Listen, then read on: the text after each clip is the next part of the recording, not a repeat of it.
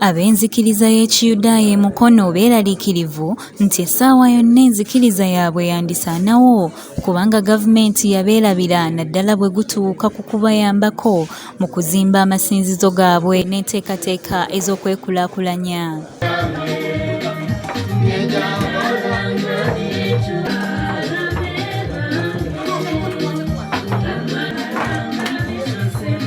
Abayudaaya okwogera bino babadde ku bikujjuko byabwe eby'okuyitako nga byakumala ennaku 7. Abayudaaya bano tubasanze ku kyalo Mukono wakati mu bikujjuko byabwe eby'okuyitako oba kiyite Passover.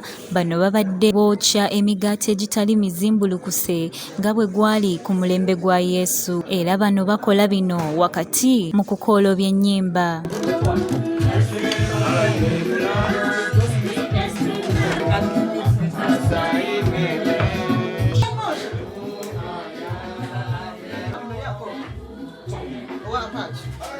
Era olumaze okwokya emigaati gino olwo ne bamenya nga bwe bawa buli muntu n'atandika okulya. Bano nga bakulembeddwamu David Karuhanga bagamba nti ennono eno ey'Ekiyudaaya ekolebwa buli mwaka ku kalenda yaabwe ey'Ekiyudaaya era nga baba bajjukira Abayudaaya gye baatoloka okuva mu buddu e Misiri. Ennaku z'omwezi nga 15 akawungeezi tuba tu celebratinga oba tuba tujaguza embaga eyitibwa Pesach oba okuyitako.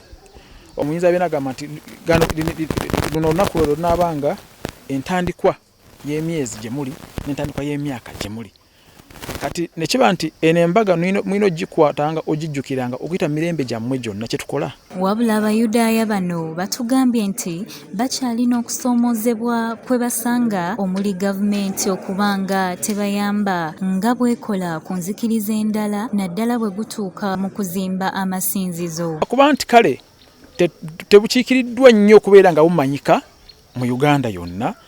Amadiini agamanyikiddwa mu Uganda okusomezebwa kwe tusanga nti mu nteekateeka za gavumenti etutaddeemu nga tulaba amadiini amalala bwe baba gazimba chachi egawa ku ssente Inter-Religious Council weeyimuka babawaayo ejjamba naye nga ffe Abayudaaya tewali. Newankubadde nga bawandiikira gavumenti era ne bakoma ku kusuubizibwa.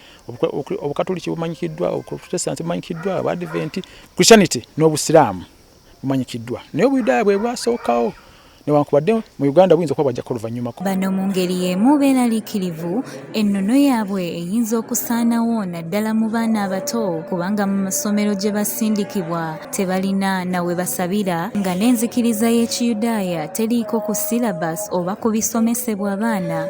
Wano nno we basabidde gavumenti ekkirize essomo ly'Ekiyudaaya lisomebwenga mu masomero. Tusanga okusomezebwa nti abaana baffe bagenda mu masomero aga bulijjo.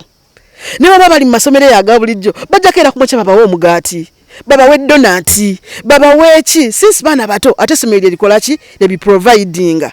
So abaana baffe besanga nga mu wiiki ng'eno balidde ebiki ebizimbulukusa. Oluusi abaana baffe abali mu bisulo basanga obuzibu, abasomesa bagamba syllabus ekyaliko tusoma mubatwala mu biki kubanga tebabitegeera, tebasobola kumanya magnitude ey'embaga eno. Barbara Nabulya ku lwa MRU TV.